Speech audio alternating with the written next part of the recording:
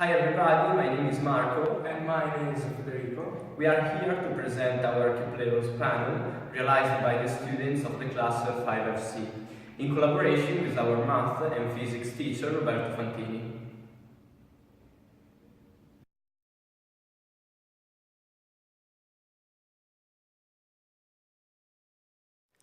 Johannes Kepler was an astronomer who lived in the 16th century.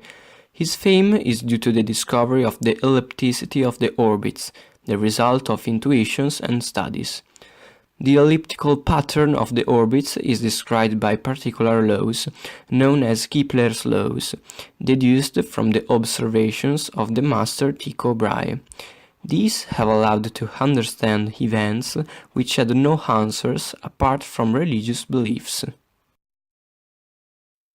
Up to 17th century, it was used the cosmological model of Aristotle and Ptolemy, which positioned the Earth at the center of the universe and the Sun, the Moon, and the planets orbiting them around. The first heliocentric model, announced by Copernicus, was able to explain the movements of the planets observed in the solar system. However, it considered the hypothesis that the orbits of the planets around the Sun were circular. Copernicus realized that different quantities calculated according to his model were not in accord with the astronomical observations.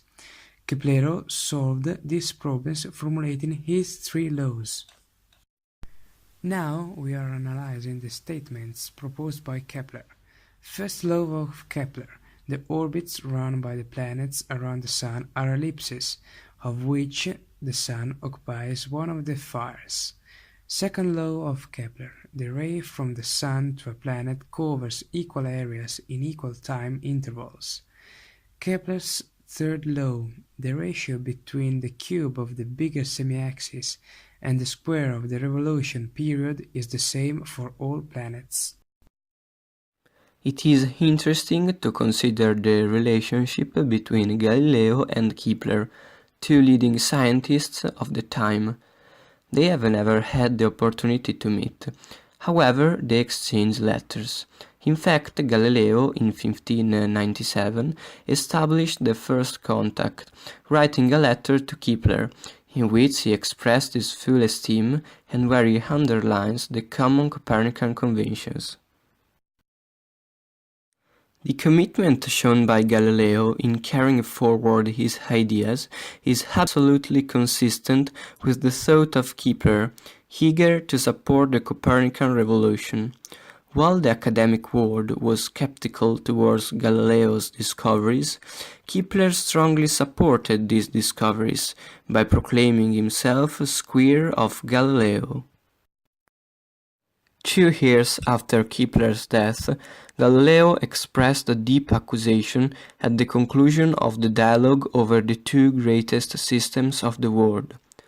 The divergences between the two great scientists were rooted in deeply contrasting conceptions of the world, even if both inspired by the doctrine of Copernicus. Galileo does not accept the idea of Kepler that planets move in elliptical orbits. The solutions proposed by Kepler are based on a geometry that is accompanied by an extreme accuracy of astronomical observations. Galileo's key point was, however, the idea of building a new physics which could incorporate into a single theory both heavenly and sublunar phenomena. The elaboration of Kepler's laws allowed the development of innovative fields of study, showing the importance of Kepler's studies. Even though these are ideas of 400 years ago, without them the search for exoplanets would be nothing less than the objects of the dreams of some scientists considers too ambitious. To conclude, we advise watching the Exoplanets panel, hoping you enjoy